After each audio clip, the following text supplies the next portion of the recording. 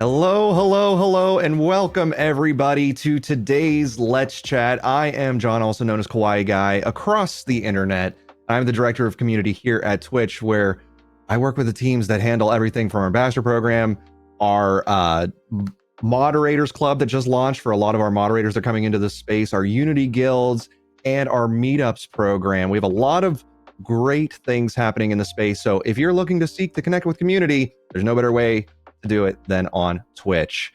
Today, I'm very excited to have an incredible collective that has been operating for the past 10 years, which is wild to think about. I know many of you are probably just starting broadcasting or diving into the space. There are also some of us who have been in it for a long time. Myself, this is my 21st year of content creation. 21 years of in this space, and that's absolutely wild to think about. But this group that will be joining me on today's show is from the Seattle Online Broadcasters Association, an incredible collective. So let me welcome to today's show, Kenley, Apirios, and Alchemist Joker. Let's bring them up. Hi, friends. How y'all doing? Good afternoon. Great. How you doing? Good. Yeah. Good to see you. We have an incredible crew today. I'm very excited to have y'all. I figure before we dive in, and Snackless is calling me out. Snackless in the chat. I want to get some kudos and love in the chat, please, because Snackless has been working tirelessly on Creator Camp, which is another thing that I work on at Twitch. Woo! And they are such a good person. Definitely follow them. Give them all the love. They are working hard on bringing education to space, but they are not alone. A lot of y'all are educators as well. We'll talk a little bit about your education initiatives as we go into the show. But let's get on with some intros. Let's toss it over to Kenley and the premiere of your new VTuber model. What? Yes, it is, and I do have a debut stream with the new VTuber model on Friday, but y'all get to see it here today. It's so good. It is so good. It is so good. And Kenley, how long have you been broadcasting for? Because obviously you have a lot of professional accolades as well, but how long have you been broadcasting for? So my first stream on Twitch was back in October 2015, and I've been involved with broadcast production since college, doing college ice hockey back at RPI in upstate New York. Oh, I love it. I love it. East Coast represent. If anybody else is from the East Coast, I was a Yinzer. I grew up in Pittsburgh, and my first job was at WQED, where they did Mr. Rogers. So I was on the control boards back in the day before I now have a Stream Deck in front of me, which is basically the same exact tech, but now accessible for everybody, which is really rad. Alchemist Joker, let's tell a little bit about your history. So, hello everyone. My name is Alchemist Joker. My first stream was in 2016 as well. I even remember what game I played because I kept that stream as a highlight to remind myself of what to never do again. I was streaming Battlefield 4, and it was boring. It was horrible. It was unentertaining until one of my friends kind of joined me in Xbox, because I was in an Xbox Live party, and everything I was trying to do with my very stuffy, very boring, informational, this is how you should play this class, he intentionally torpedoed everything that I did, because that's how we played when we played normally. And I learned a really important lesson during that about like your streaming should kind of feel natural. And after I think the fourth time of him torpedoing this idea I had, I could, something in my head kind of clicked, and I just started to be more of myself. I started talking trash to him. I started talking trash to my teammates and my opponents. And I remember looking over at the live and seeing that I had gone from 1 viewer to like 5. And it was one of those moments early on that you're like, that increase is very, very small in the grand scheme of things. But it was the confirmation that I needed, that I was being myself. And I've never looked back since. I love that. I love that. And this is also a good point of reminder to every broadcaster out there, is we all start with one person, like potentially like giving you a shot, and then it goes from there. And like, even thinking about this conversation, I say this a lot, this is a conversation between 4 people. I want you to remember that your view count, there's a human on the other side of it. Hopefully, don't view bot. Okay. It doesn't help you. I'm just going to say that outright. Don't view bot. It doesn't help you. But like really think about those view counts as humans, that's incredibly important. So I love that story. I love that story. Apirios, let's hear all about you. Yeah, I'm Apirios. Hello and welcome everybody. How y'all doing today? My background is in esports operations. I did esports operations for over half a decade. Worked on some large events like Northwest Majors up here in the Seattle area. Have done a whole lot of other things with some companies across the entire United States. So happy to say that I love operations. I love community building. Happened to find myself in a position where I could start to be a part of SOBA many years ago. I started streaming in 2014, 2015, then kind of fell off, as some people do. My channel was doing great, but I found other opportunities, came back, didn't do so great, but stuck with it. And, here we are trying to get back to where we were before. But yeah, that's a little bit about me. I love it. So obviously here on the stage when they are fellow professionals from the circuit and the individuals that have advocated, and actually I have another introduction. I now have Kat joining. This is a first for Let's Chat. Everybody say hello to Fozzie. My son Fozzie wanted to say hello to everybody. And they also have a message too. Don't view bot internet. It doesn't help. There we go. Thank you, Fozzie. All right, but let's talk about SOBA. And how that came together, because that is over 10 years of operation. But where did it start? What was the initial thought of saying, you know what, we're going to dive into this? And you know what, actually, Fozzie's going to come back and sit with me during the rest of this presentation. But whoever wants to kick off from the origins, I know Kenley, Apirios. Yeah, let's go with the origin. A little bit. So 10 years ago, a streamer named Pepper Lindsay had the idea of starting a Twitch meetup in downtown, and gathered a bunch of people, a handful of people, like 20 or so people in downtown Seattle. And they had monthly meetups, and that eventually grew out of a coffee shop into a laser tag venue, then GameWorks, then during the Great Panini, it was a virtual thing, and now it's back in a physical venue, usually in downtown Seattle. And we'll be back at GameWorks this month for our 10-year anniversary meetup. It's going to be our largest meetup. We're going to get all of GameWorks, and it's going to be so exciting. So GameWorks, for those of you who have visited PAX, it is diagonal to the venue. It's like literally right across the street from the convention center. It's a huge space, arcade games, like food, beverage, all of that jazz. How do you all navigate, one, securing a venue of that size, and then realize you're about to deal with lines of people saying, get me in here?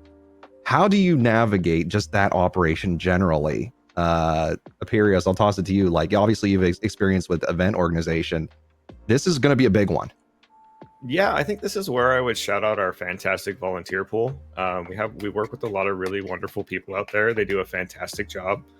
They pull a lot of weight in the organization, honestly. Without them, we would not be able to do what we do. But when it comes to lines and big events and, securing a place like GameWorks, it kind of comes with a proven track record. We didn't just go out and secure GameWorks as our first thing. This is something that we were able to work up to over time, build relationships in the community, especially around the greater Seattle area, and get to know a lot of the business owners. And we just happen to be fortunate enough to know the people in the places that are willing to support a community group like this and really like what we do. And when they see what we can do with the community, a lot of people just kind of want to step in and support. So we grew a natural relationship with the owner of GameWorks directly, and he just kind of loves what we're able to produce and likes to be a part of it. Absolutely. I mean, once again, shout out to all the volunteers and people willing to spend their time. We live in a world where there's a lot of individualism, and people chase their own goals and all of that. So having people unite to say, you know what, we want a space like this. We want to get together. We know that there's value in these connections, and to foster that into these beats and these moments and these events that y'all operate is incredibly meaningful. I have a question actually for Alchemist Joker. When you're thinking about the space, and I think it kind of relates to your origin story of seeing that momentum of okay, I got a collective and it's speaking from a true voice. How do you think about the general concept of community and the types of individuals that you want to invite into the event? Or let's say I'm a person wondering, should I go to something like this? What can I anticipate in forms of connection, or what mentality should I bring into this? So It's funny you bring that up because my first SOBA event, I thought it was going to be a very stuffy kind of businessy affair, but it's Mm, not that. It is very much, and this might be overstating a little bit, but it feels almost like it's a micro TwitchCon because all of the other creators from the local Seattle and Pacific Northwest area are all kind of joining together to get to hang out with each other, to spend time with each other, and in some instances, we even will put that energy together towards a good cause. We've done fundraisers for Fred Hutch Cancer Center. We've done support for Seattle Indies. We've done all these other events outside of it. We also done educational type things. So it's a place where you can kind of realize as a streamer that you're not doing it by yourself. And one of the biggest hurdles that I feel most streamers have is that one viewer hurdle because you always feel like you're not doing enough stuff. But when you go to these events and you're getting to meet other streamers who've been through that, they can give you those little pieces of guidance or little pieces of feedback, or sometimes even just stopping in your chat when you're streaming to just talk to you a little bit about something that happened at mm. GameWorks. See, I like what you're highlighting here is sort of the reminder of none of us can achieve anything solo. Many of us try, and honestly, it is a pretty isolated experience when you're broadcasting because I'm talking to a monitor right now. You know, that's the pretty much same experience for a lot of broadcasters, or they got their phone, or if you're like Kenley, you got multiple cameras operating for everything that you got going on your side. So it can feel like that isolated experience. So being in person, forming connections with others, networking where appropriate, that is the start of a true career path in this business. And I know for many individuals, like they're thinking, okay, well, I want to make this full time, or I want to go into this business harder. I need to network with brands and stuff like that. And this is for anybody here. Like, how have you approached working with brands or partners or saying, hey, we're going to work with this society or this group? You know, how do you first initiate that conversation? I can chime in a So little bit here. Oh yeah, I okay, figure let's I'm go. gonna. We can go around the robin I'll here. go Yeah, first. Yeah. So the one thing I will say is my day job spends a lot of time working with creators as well. And so one of the fun things that I've learned being on both sides of that coin is that your as nice as it is to have all of these accolades and have all of these analytics and all these stats, sometimes meeting a person in person is spectacular to do. And our meetups oftentimes will provide those opportunities to do that. But one of the best things about being on the SOBA side, navigating with brands, is that you have to show them what your community brings to that brand. And we try very hard to find communities that not only connect with other content creators, but connect with the communities of those content creators. Because it's not just about, hey, we're going to accept money from company A to help put this thing on. We want to find brands that align with our values, with our goals, with the things that we're trying to do. So we spend a lot of time looking at each of those individual brands that will approach us to talk to us and kind of trying to figure out how they will fit in with our community. Kenley, you're about to say something as well. I always view partnerships and like biz dev as a long-term thing, especially since we don't do just like one or two events per year. We do multiple events per year, and we want to see whatever brands, whatever sponsors, whatever companies we work with, grow with our creators and with our community too. Apirius, obviously with your work with esports on top of this, when it comes to like, obviously the initial part of the relationship is, hey, here's a brand, here's somebody that I might be working with, this is the potential. What are you thinking about in terms of the actual execution of that show then to make sure you're giving them a good show or giving them a good event that's worthy of that return sponsor, to Kelly's point? Oh, I mean, honestly, echoing the sentiment that came before, but it's really more about the providing of the value, right? Does it mesh with what we're doing? Does it mesh with what everybody needs at the time? You know, kind of keeping a pulse on what's going on in the industry. And that way, say like, oh, mics are a big thing, or cameras are a big thing, or whatever the specific thing is in the moment. Then we kind of find those folks, we find those brands, we find what people need most at the moment, and then kind of go that way with it, because it's usually what makes the most sense, and it's also the most helpful to the community, and it's also the most helpful to the brands too. So as long as there's that specific alignment across the board, that's kind of what we look for as far as execution goes, because it wouldn't make a whole lot of sense to line up with somebody with, if everybody has already figured out their lighting for that time period, or like this new product came out and everybody's bought it at this point, it doesn't make a ton of sense. So we Mhm. kind of try to keep a pulse on the industry to know exactly, well, what do people need in this moment? What do people look for? What do people seek? And try to deliver those things. That's Everyone has very good different insight. creator journey. Yeah, what were you saying, Kelly? Everyone is at a different point of their creator journey, and it's important to get feedback, understand where everyone is, and try to build an event experience that appeals to creators who are just starting out, to creators who are very established, already are successfully doing this full time. You want to make sure that you appeal to a broad sense, and sometimes you have to make sure that your offerings at the event work across the board. Yeah, I think what you hit on there is the concept of what does the other party need or seek.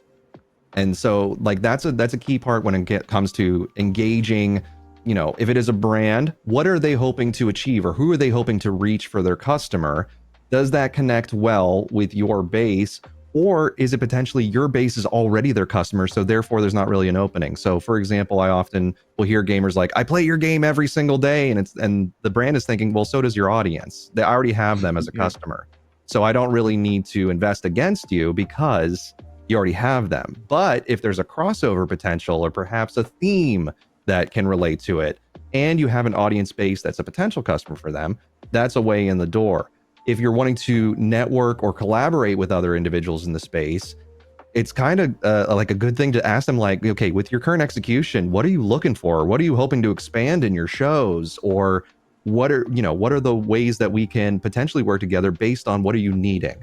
And so I think there's a key point there that people should start really thinking about for themselves and their shows. Now, when it comes to, obviously, y'all are operating, working professionals in addition to volunteering your time for all of this. How do you balance your time, energy, mentality? It was funny because we were during mic checks, you'll appreciate this, internet. During mic checks, we were basically like doing like our deepest, darkest daily thoughts of just like, nothing you ever create is worth it. Nothing you ever do is worth it. We all have those thoughts, right? They come up. Intrusive thoughts are pretty much a guarantee if you're an entertainer or work in the entertainment field. But the balance, so those don't overwhelm and you're able to operate, is a key thing. So, I'll start with Alchemist because we were the ones riffing most at the start here. How do you keep your balance when it comes to just the navigation generally? And my cat wants to get out the door, so I'm going to toss it to you and I'm going to let my cat out real quick. Okay. So I'm working harder on being better at balance. But one of the things that I think I kind of focus on with balancing my career and my stream is that there are times when you have to realize that you only have so many spoons in a day. And when you're choosing where you're going to dedicate your energy, you have to do things that both pay the bills, because we all know that that's kind of how that works. But you also have to do things that kind of make your soul sing. Like you need to have things that will re-energize you. For me, my streams are that. So a lot of times I will use my streaming to kind of counteract a bad day. So if I've had a rough day at work or I've had just a rough day in traffic, I look forward to coming home and streaming and meeting my community and playing whatever game I'm going to be playing to kind of balance that out. I don't always take the best care of myself, because there are times where I think I can give a little more or push a little harder. And as nice as it is to be capable of pushing harder and doing more and being more present, sometimes you need friends to tell you, hey, would love to talk more about this with you, but I'm gonna need you to go eat something. And like, as a perfect example of that, yesterday was a little bit of a stressful day for me, and I ended up talking to Aparius about something, and he could hear almost immediately in my tone. And I go through this entire just stream of consciousness conversation to him, and he goes, all of those things are important. What did you have for lunch? It brings it back to the point. Just reset to, okay, we'll finish this later. I'm gonna go stuff half a pizza into my face. I'll be back. See, having friends to balance that. I know moderators will do that for me as well. They're like, wow, you haven't gotten up and stretched a while, or you probably need a drink of water right now. Your voice is starting to get even raspier. Those having those people in your life is incredibly important. Exactly, as Lance Icarus is shouting out there, the Snickers thing. You're not hungry. You know, you should grab a Snickers. So it's one of those things we navigate for sure. Imperios, I'd love to hear like how you navigate. Obviously, like jumping like different project to project. How do you navigate just keeping that level sense of like, this is what we need to accomplish, or this is what we need to get done, and then also taking care of yourself? Well, I mean, honestly, my answer might seem a little simple. I'm a huge mental health advocate. Get out there, take care of yourself, take care of your brain so you can take care of more people, sort of stuff. So for me, therapist. I went and got a therapist. It was one of the best adult decisions I have ever made in my life. I encourage everybody, if you can, if you have the resources or are able to, talk to somebody. Really get out there and talk to somebody, because when you're able to kind of work through it with someone, a friend or a colleague or a therapist, it opens up a whole lot more doors for your mental bandwidth to be able to do more things. And honestly, I think that it is super important for people to take care of yourselves, and then you can honestly go out and do more. So therapy is my simple answer there, honestly. It is when it comes to like the therapy concept, obviously engaging with licensed professionals or individuals who are trained in it to navigate those things. One thing I was speaking with our Twitch ambassadors recently, and then with our Unity guilds about like, don't let social media become your therapist. I know a lot of people. No. Probably a lot of people here even will have those beats of moments of, ooh, I need to get this rage out of me, and I'm just going to post it somewhere. So throwing it onto the internet is a good thing. Ooh. No private accounts either. Yeah, so it's one of those things of, you know, when you have those moments where you want to talk through, definitely engage in the proper setting. Yeah, Alchemist, it looks like you got a thought. Well, I do recommend not seeking your therapy on social media, because that's a bad idea. Mm-hmm. But one thing that I think is going to seem really odd, that's going to run counter to that, is realizing that everyone is a person. And when you start to build these communities and you're on social media, I know it's easy to engage with the things that make you mad or the things that outrage you. But every so often when you're scrolling through that feed and you see something cool that one of your friends did, or you see that one of your other friends is not having a great day, sometimes engaging with them and just showing them that those things are still being seen, like it's not just a wash of, like the sea of social media is not always crappy. Sometimes that can work as impromptu therapy, not just for the person that you're reaching out to compliment or congratulate or celebrate with, but for yourself, because you get to see that the world is still moving in a positive direction, even if it doesn't sometimes seem like it. So although you cannot get all of your social media or your therapy from social media, sometimes finding those glimmers of hope and those rays can show you that the light at the end of the tunnel is in fact not the southbound train, and that might be all you need to make it for another day, another week. Yeah, no, that's very valid, because we are all aware that one of the emotions that drives the most engagement online, and a lot of systems and algorithms are driven by, is rage and anger. Is the largest driver of engagement. There are some creators that lean into that so much. Yeah, there are, and there's a fair number that exploit it too. There's people who I know that were very good people. I'll say were very good people who are now leaned heavy into the rage machine. And so there's this constant balance that you have to navigate of, do I fall into that slippery slope, or do I find balance with my person, with myself, and I look for who are other individuals that think like me without falling into a slippery slope of what ends up happening when it comes to rage. Let's say you have a really strong post that's rage triggered. What that's going to do to your brain is like, oh, that got me a lot of likes and a lot of engagement. I need to keep doing that. And then it just piles. It's a vicious spins cycle. People out. It's a vicious cycle because people will get stuck in the dopamine train that comes with it.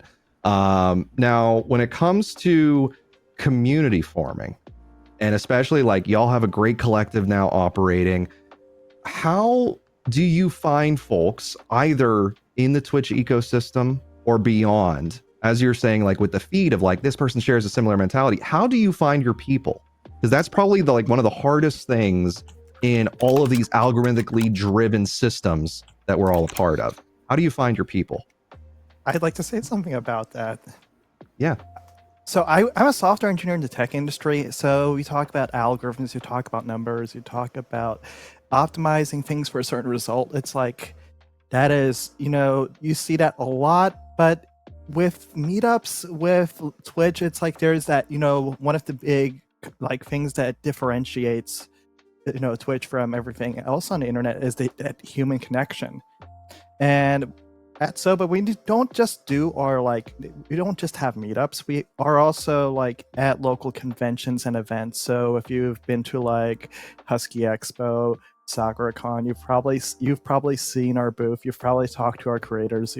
Like at SakuraCon, you've probably talked to like one of our 40 plus VTubers that were there at the booth. And also like finding your people is like touch grass. It's like I say touch grass. Touch grass. No, it's true. In order to find people in like mind, sometimes it takes that beat of just breaking out of the bubble of which you've created for yourself. Because yes, it does feel safe to operate at home.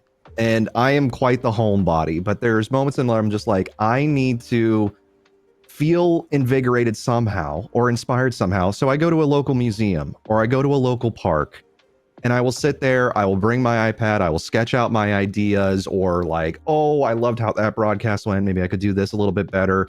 But placing yourself in a space outside of that isolation can bring a lot of fruit with it, internet. So I encourage each of you to think about, is there a place I could go to just to clear my head, to potentially connect with another person? If you're near a local game store or if they have local TCG nights, I know like there's Pokemon play groups that are operating all over the place. You can meet fellow like minds that you would connect with on Twitch, in addition to obviously the meetups that we operate. And I want to quickly shout out at the top of the chat, I've pinned a link there. Definitely see if there's a community meetup near you where you're based. So like click that, check it out, and honestly, mark interested, attend an event in your area. Angie brings up a good point. What about the local Blockbuster? From what I understand, there's only one Blockbuster left. Isn't it in Alaska? Nearby. You need to go to Oregon. There's two. There's two? Okay, so there's one in Alaska and one in Oregon. Okay, so there's still two Blockbusters available. And go support your local Blockbuster because we are now the custodians of media, internet. Streaming media means we don't own it or a copy, and it could go away. That's I still have my physical DVD, Blu-ray and DVD collection here. Yeah, well, there we go. Like, go to a local pub, as Chat FM is saying. Like, go.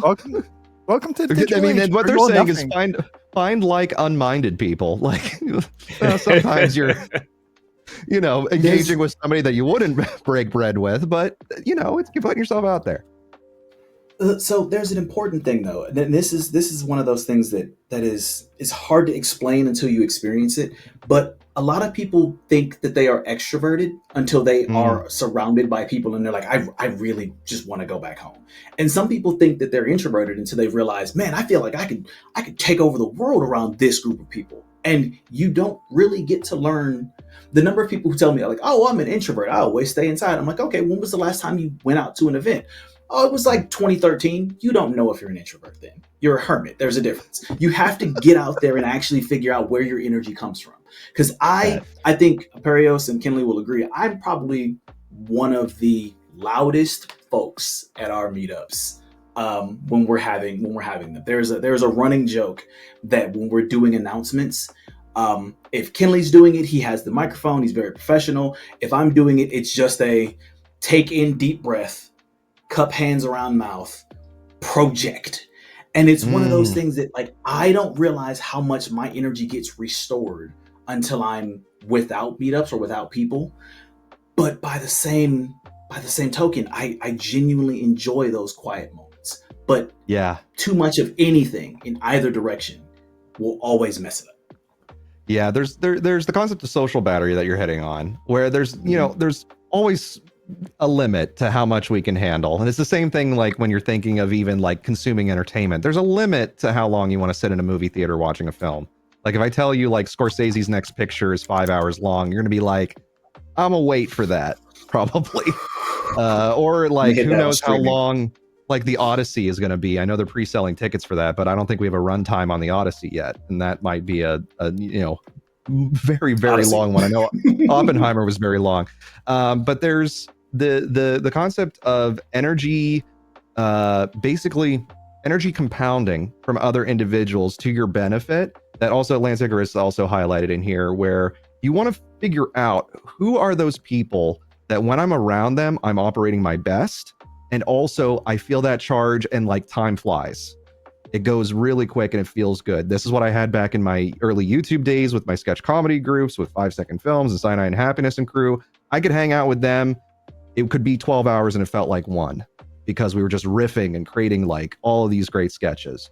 And so you have to find those people. And the way to do so is to go and explore. And if you go to a place and you don't have that initial experience of like, oh, this isn't my people, that doesn't mean that every place is going to be like that. Or like, as you were saying, I went to one event, I didn't really like the vibe of it. Try another event. Try another space. I know like having more of a pocket experience for fans of anime or anything like that. Anime Expo is huge with attendance. The sardine can is a little too much for me, but going to like pocket movie events or going to like bookstore launches of a new series, those are more my vibe. So you start to figure that out as you go. Now, for each of you individually, like, is there like a core, I guess, like word or something that you look for in a peer that you want to work with? It's like, I could say, for an example, are you looking for like individuals like passion for what they care about? That brings you energy. Is it their creative capabilities brings you energy? Like, what are the things that like individuals can think about for themselves as they start to think about, this is what I bring to the space? Is there a key like word or I think it's passion. energy passion for you, Kenley? Mm-hmm. So when I think of like, because we were just recently at an event, which I'd love for you to talk a little bit about that event, which is an entirely VTuber focused convention. But the energy from that space was just like all of these incredible creative executions of their personas. And I was just so impressed that everybody was celebrating each other in their individual expression. But if you want to talk a little bit about the event we were just at. Yeah, like this was back in June. We were at we were at Off-Kai Expo, and I put together a panel about community development 101, and Kawaiiguy was also on it. And we also had Big Nose Bug, Miss Lala, and Neko Mickey, and we got to talk about how you build community as a content creator and as a VTuber. But that whole convention has so much energy. There's an atrium where everyone gathers. There's so many workshops. There's so many performances, and you see all of this energy. You see all of that energy that you see from people behind the screen, but in a physical venue. And that's why I really like in-person events around the creator community, like meetups, like TwitchCon, like PAX, like Off-Kai Expo, like Anime Expo, because you get to see so many cool things. Like Anime Expo has VTuber concerts. Yeah. Then that was the thing. Creators on Twitch are, and then they were actively like they were performing on the stage. Like you were seeing all of them both in person, but then you could see like, oh, that's the character you created, and you could see how it fused with their like individual persona. Like it was so interesting to see like, this is how you created yourself in this space. Yeah. And I do want to touch on this concept that actually Burnt Fuse just wrote here. It's so hard to build a community on Twitch. And I hear this a lot from folks of like, discoverability is poor. Obviously, like the engineers are working on ways for more broadcast to flow through or potentially be discovered on service. But this is the thing, when you think about discoverability, that's marketing on the broadcaster side. The broadcaster really has to put in the effort to find audiences that would be interested in what you're producing, and then ultimately deliver a product that people want to watch. Like if you're just broadcasting for broadcasting's sake and hoping somebody tunes in and cares, that's not really gonna work. It's rare though. It's You have so to be rare. intentional. Yeah.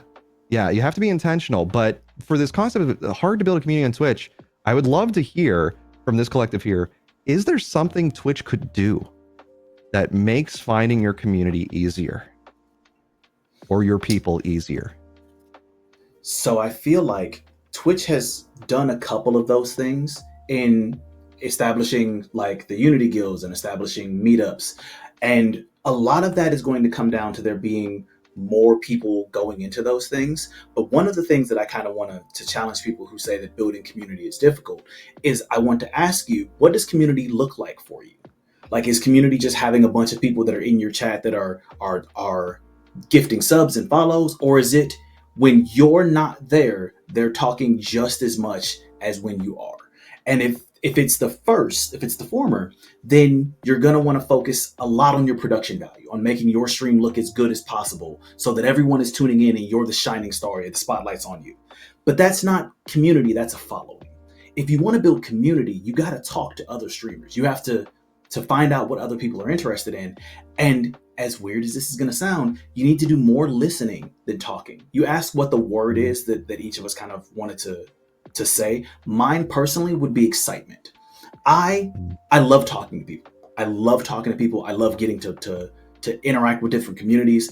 But the thing I love most, the thing that wakes me up in the morning, is if I have a moment during my day where I can watch someone geek out and just go ham and be super in-depth and super nerdy about a particular thing, whether I know that subject or not, whether I am versed in it or not, is irrelevant, because you will learn more about a thing through someone else's excitement than you ever can through your own experience. Even things that you're passionate about.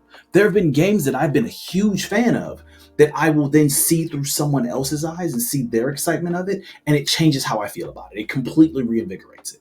So finding community is hard to do, but it starts with finding people, finding out what you want that community to look like. I really, that just hit home so hard for me, what you were just saying about seeing a person's excitement, passion, and knowledge for something gets you excited about that and seeing it occur. My greatest example is Tiny Toxic Tofu is an ambassador who speaks to physics and like physics, like theory and all of the above, and she does education on both shorts content as well as on Twitch.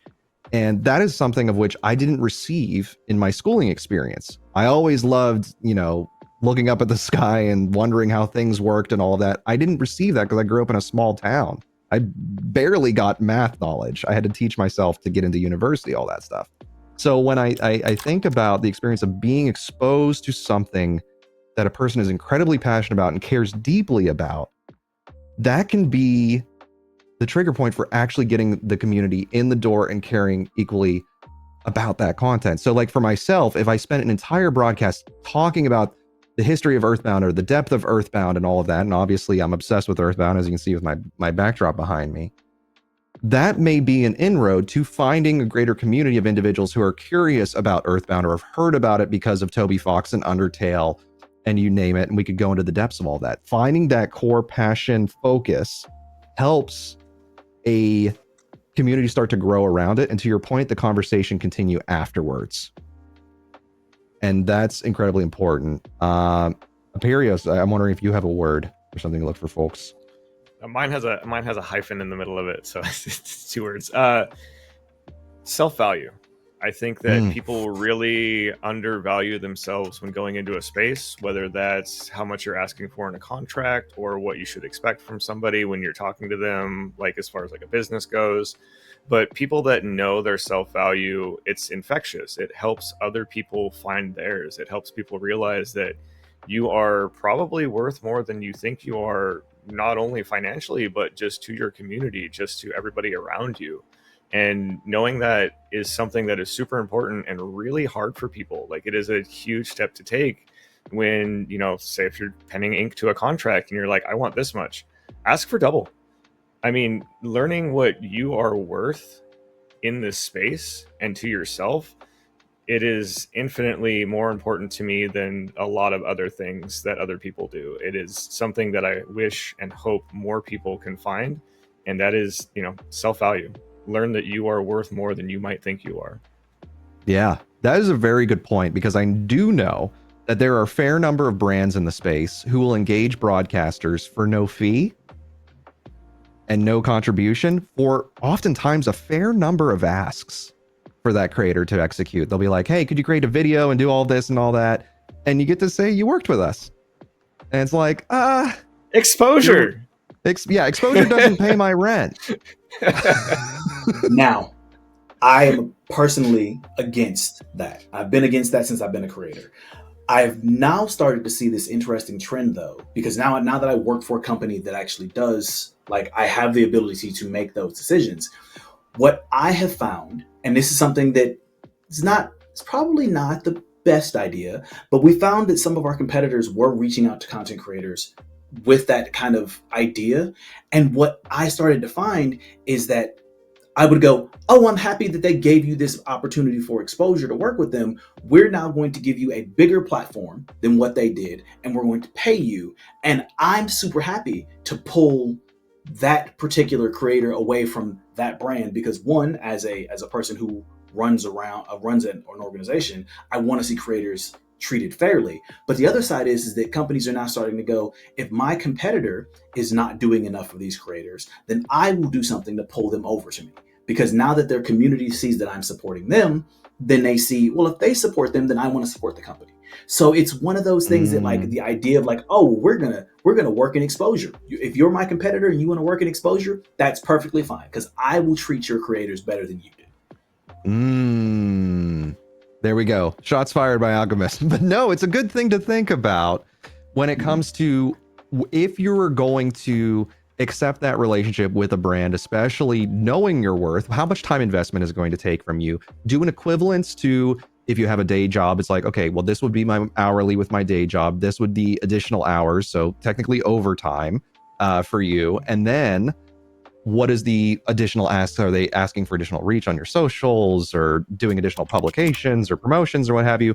Think about all of the components of what a person is coming to you, and give yourself the fair value of, this is what would honestly make me feel good for putting in this extra effort and doing this extra thing. It's not, we need to break this concept of influencers, or at least the naming convention for us. Like, we are creatives, we are broadcasters, we are storytellers, we are live streamers. We are not influencers, because if it's purely viewed as just influence, then we are just the transactional business of, you give me a message and I'll say it to my audience. There's not the artistic integrity of it. CCV becomes currency, and that is kind of icky. Yeah, and because of the issue of CCV becoming currency, that's why we see people attempting to manipulate or like try to like showcase, oh, my numbers are bigger than they are. When in reality, I have strong relationships with brands for 10 years plus because we share the same values. And that matters more to the brand than the reach, is because I can go on stage and perform for them and we know our values are mirrored. So a lot of things to think about here when it comes to brand relationships and securing all those aspects. For yourselves, like, where do you hope that the meetups program goes moving forward? Obviously, you've been working with the Power by Twitch meetups, with our community meetups, and once again, the link is at the top there for people to find a meetup near them. Where should meetups go, or where would you like to see it expand in the future? I mean, we've seen pretty much every iteration of this program so far. And I think that not to stroke any egos here, but I think that the people in charge right now are doing the best iteration that they have so far. The communication is clear. We have the resources that we need. We're able to talk to people directly. We're able to even come in and in some ways influence the direction, much like this conversation right here. And I think that is the most important thing, is having those clear open channels, having that communication, having those resources, and allowing us to be able to do what we need for our community specifically, because every community is different. And I think the adaptability of the folks in charge right now, being able to work with us directly, has influenced everybody to be able to do more and bring more back to their communities. So I think that as long as things continue in this direction, and that we have these resources and that we have these folks to talk to, this is the best thing for it. And that's just my personal opinion. I think other people might think differently, but having seen, again, every iteration of this, I really already like where this is going, and I don't want to necessarily muddy the waters with my personal opinion, because my personal opinion is more of the same. Let's keep doing how we're doing it. We're being very well taken care of. And as long as we're able to continue to communicate with the people in charge like we have been, that's the best thing, I think, for communities. Yeah, that's well said. Kenley, Alchemist, any thoughts? Oh yeah, think I'll I muddy have- the waters. I'll let Kinley go first, but I'll let Kinley go first, but I'll muddy the waters afterwards. Okay, having gone to my first meetup in 2016 before the Twitch meetup program existed, it's really cool to see the program evolve and develop into a system that recognizes and rewards organizers and provides them with support in a way that scales. So what we get in Seattle is also what let's say Huntsville, Alabama also gets. And seeing the support like start off like in the early ages as one-offs for the the top meetups in the program, transition into this is what everyone gets, and and depending on the size and longevity, and that scales up. And it's really cool to see that in action in the past several years, from seeing meetups evolve to being things at conventions like PAX that you can, as a community member, can go to and experience, like how PAX East, the folks at Twitch Boston, the Boston meetup, have a different vision for their event than we do, and they're not there's no right or wrong way to build a meetup event experience. It's just different, and Twitch is able to provide that same kind of support to organizers to really shape what the event experience looks like. Exactly. It's understanding, like, obviously, like, the nuances of each event and what they're seeking, but being able to show up in the ways that make those events pop off best. I really appreciated, actually, somebody just posted in chat for Kenley. I'm sure there's a sink behind that wall behind you somewhere. Like, it looks like you're still. So just to note, Kenley is still moving into this character. They just moved into this apartment. This was put in a little bit put together on short notice, so it's a little bit. There we go. So there will be more in that kitchen. Yeah, well, I've seen his apartment, like, in real life, of that camera angle. Because one of the cool things that I think really should be mentioned, that, like, when we have regular meetings and we're on our regular cameras, this is what we see of Kenley. And I can tell you from experience that the sink is just behind the wall where the painting is. It's just how it's angled. It's called perspective, chat. So wait, you just literally just took your actual world and turned it into a cartoon? Yeah. Yes. That's okay. Sorry, but that, excuse the French internet, but that's badass. That is a great way to approach it. It's just like literally take your world and cartoonify it, or like make it into your new fantastical, basically now evergreen space. I'm sorry. I really loved like that idea, because most people go for something fantastical.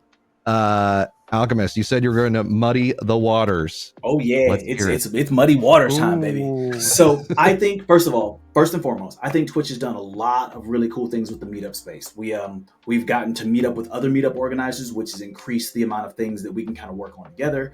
But if we're going to talk some really cool pie in the sky type things, I really think that meetups should be kind of the vanguard of bringing new creators into the space. I think that when new creators sign up and they join Twitch for the first time to do their streams, one of the first things they should be notified is this is the closest meetup to you. Now, for that to work, we need to have more meetups in more places, which requires you, chat, for those people that are there that have done organizing and have put together those meetups. If there's not a meetup close enough to you, find out what the steps are to get a meetup closer to you. Like, there should be no reason why we can't have meetups pop up wherever streamers are. I would like to see, and this is the thing that we are working towards, because it is a both ends kind of spectrum. But there are different events that happened through the course of a year that actually reach everyone on the planet. And I think because we have meetups in so many different places, we could leverage that as meetup organizers to bring our communities together. A really cool example would be a Ring in the New Year's with Twitch meetups, where we have meetups in every time zone, and each hour they're just handing off the countdown to the next meetup. So you get to see how the new year is celebrated in Japan, in Australia, in Germany, in the UK, and even just different places in the US. How is the new year celebrated at the Miami meetup as opposed to the Seattle meetup? And when you have those moments start to happen, you start to realize just how small the world really is, because people aren't as different from you as you think. And I think meetups can be the catalyst for that. Oh, I love that idea so much, because we've done in the past some New Year's celebrations. There was a famous one where I think Tyler Blevins, a ninja, was trying to get people to floss in Times Square. But yeah, I remember that one. yeah, it was a moment. It became a meme, but bless you, Ninja. You did your best to try to get people moving. But I think this is a great idea of showing how small this space truly is. Like, anytime, and I mentioned to the crew before we came on air, is like, I'm traveling to Tokyo here again very soon. Every time I'm there, I run into somebody I know, and I'm based here in, west side of the US. So it's like the world is very, very small, and especially in the broadcaster community, it is incredibly small. That's why I always warn people, like, don't burn bridges, because you're probably going to run into that person for the next 30 years.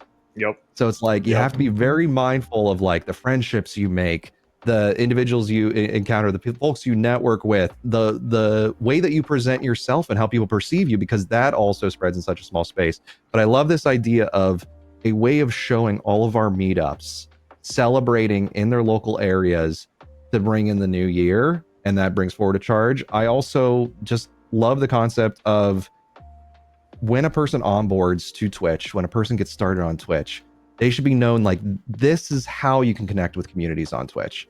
If you are a person who identifies with one of our Unity guilds, here's how you can apply. If you are based in this area, this is a meetup for you that you're encouraged to, like, check out if you have the time and the energy to swing through.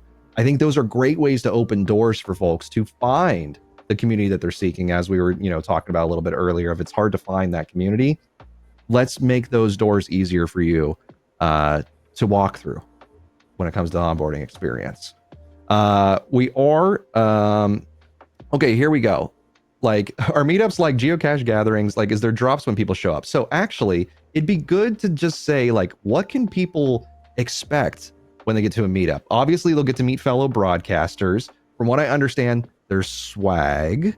There's, like, takeaway items, at the one that's going to be happening soon at PAX. And I'd love for you to, like, once again, talk about that event that's coming up and what everybody could experience there. I know there's arcade games. If there's a pinball machine, I'm just going to be sitting at that pretty much the whole night. So that's where you'll find me. But, like, what can people expect when they go to meetups?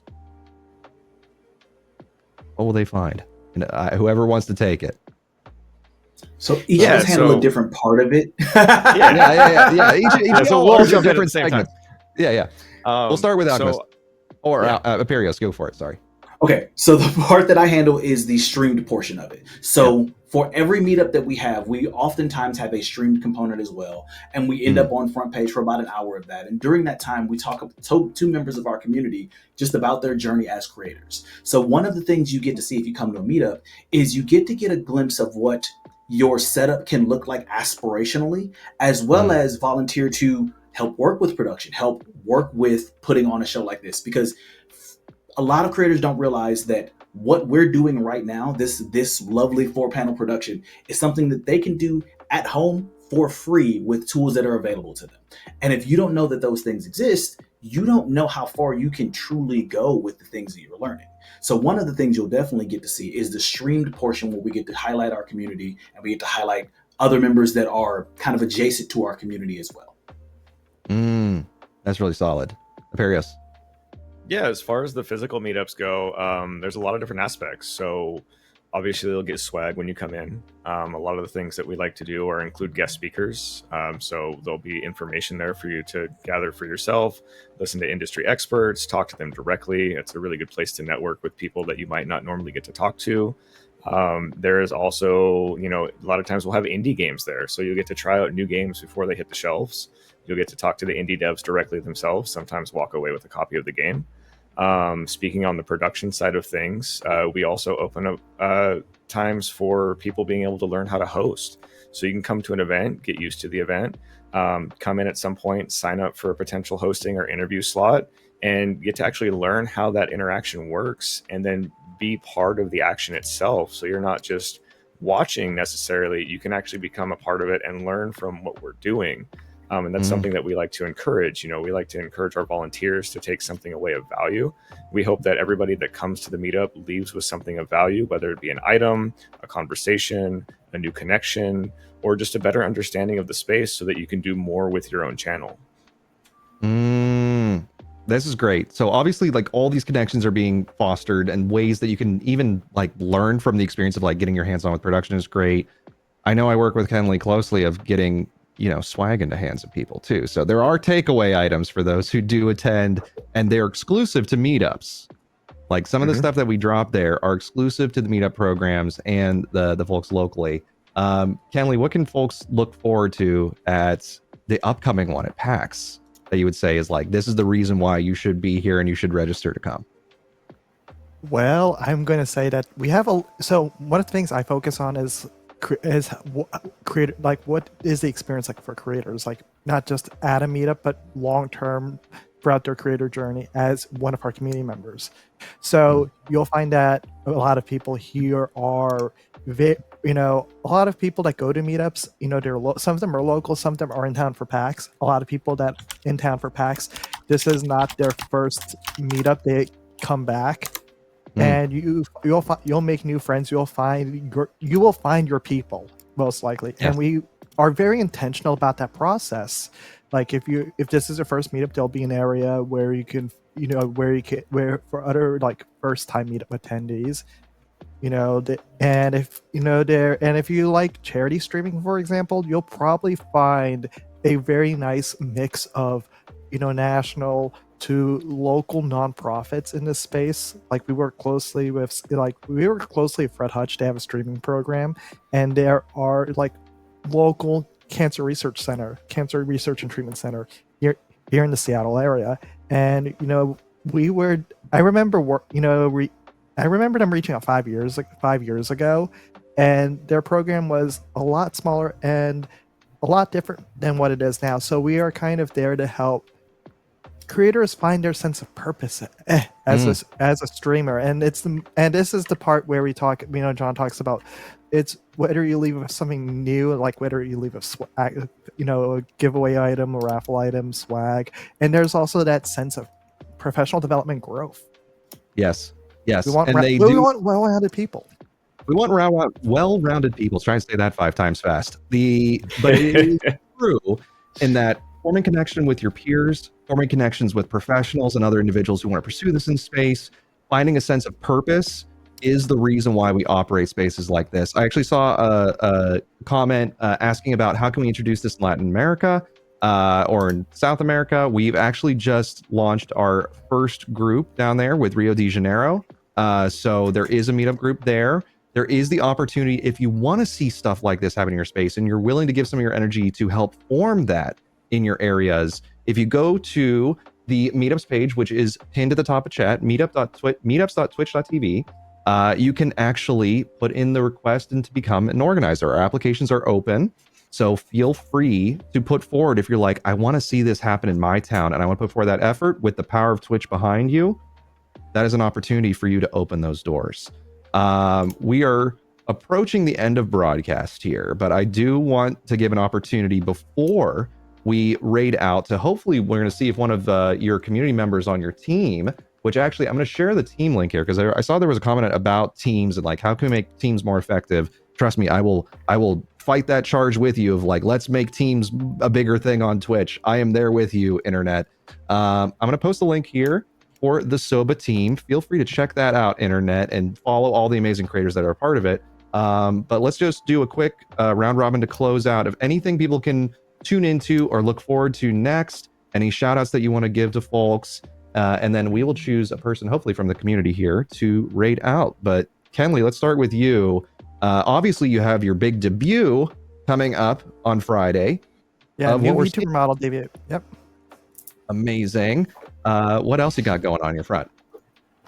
Well, I'm also a Pokemon community ambassador, and I'm going to Pokemon Worlds, the Pokemon World Championships, like not this weekend, but next weekend. I'm excited about it. I'm jealous. I'm very jealous. Is that the one that's happening? Is that in Anaheim? Yes, it's in Anaheim. I saw the Pikachu plush because obviously, for those watching, I got lots of the different custom Pikachu plush. I'm gonna have to figure out a way to get it. So Kenley, I may have to force you into a moment of buying me something. But have a blast down there. For fellow Pokemon fans, we are both. Follow us. Alchemist, what are you up to? What's next for you? So I've gotten back into streaming regularly, and one of the things in my community enjoys more than anything is seeing my loud, arrogant behind be humbled by something. So I am going to be starting a playthrough of Resident Evil 4 Remake with a mod called the Berserker mod, which makes the game infinitely more difficult than it already is. And so my community will get to see me talk trash to monsters that are far larger than me, and see how long my bravado holds. In addition to that, I also stream. I'm going to be doing some other streams coming up soon with some other interesting components to them. So that is something that people can kind of stay tuned for. I love that you are doing that type of broadcast. And you're the one doing it, not me, because I would not be able to handle anything like that. I tried doing a Nuzlocke, and I got way too attached to my Pokemon, and it broke me for days. So anything that is difficult, I try to avoid. Give me easy mode. Furious, what's up on your front? Yeah, so I am also getting back into streaming. I've been getting kicked in the butt a bunch about getting back on my channel, doing my talk show again, because some people seem to love it for some reason. So that's really cool. I'm happy to see them come back out. I'm also training for pro wrestling, so hopefully y'all will see me do my debut at some point next year. And I'm also trying to get back to Japan. So, I would love to go wrestle for New Japan Pro Wrestling. Yes. Get my visa, hang out there for a bit, So Yo! Those are my big goals. Yo, I'm sorry. That's way cooler than anything I'll ever do. You're doing this. What are you talking about? No, I mean, I was watching SummerSlam and like all this stuff. Like I'm watching the documentary that they got running right now. It's like, unreal. Yeah, it's so good.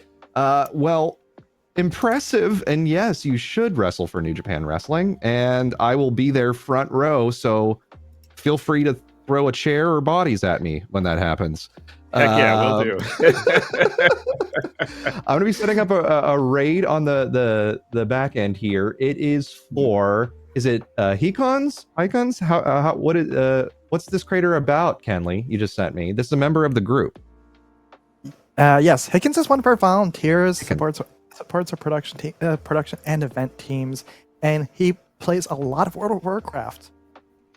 Ooh, okay. So that was something that I spent many years in, and a lot of time. I think my /played was counted in hundreds of days of time spent in the game. So that was a good time in my life. Hey, here's a fun fact for the internet though. My final credits in university, I got by leveling up one of my professor's characters in World of Warcraft, and we called it World Development. And that got my final credits to graduate from Carnegie Mellon University. So I dig that. Gaming pays off in some ways, internet.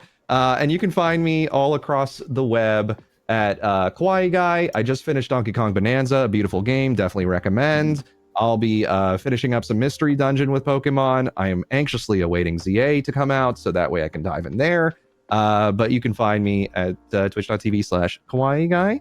And I'm going to start the raid prompt on our side. There we go. We're all going to join over to Hikan's chat and give them all the love, internet. When you arrive there, I want to see emotes of love and love expression. And I want to thank my incredible guest today. I hope everybody has a great today and an even better tomorrow. I will see you all soon, internet. Take care, and thank you for watching. We'll see you soon.